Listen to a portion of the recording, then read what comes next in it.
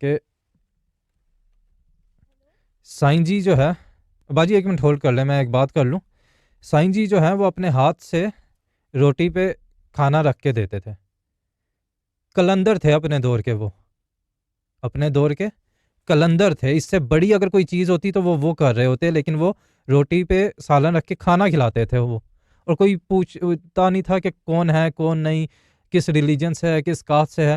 جو آتا تھا ادھر جو ہے وہ کھانا ملتا تھا انہیں اور چائے ملتی تھی. جو بڑے شاہ جی نے جو لکھا ہے منزل میں، اگر آپ لوگ وہ دیکھیں، چائے ملتی تھی اور کھانا ملتا تھا. ٹھیک ہے، اور مسافر آتے جاتے وہ بیٹھ کے کھانا کھاتے تھے. ٹھیک، یہ چیز تھی. حاضر دور کا کلندر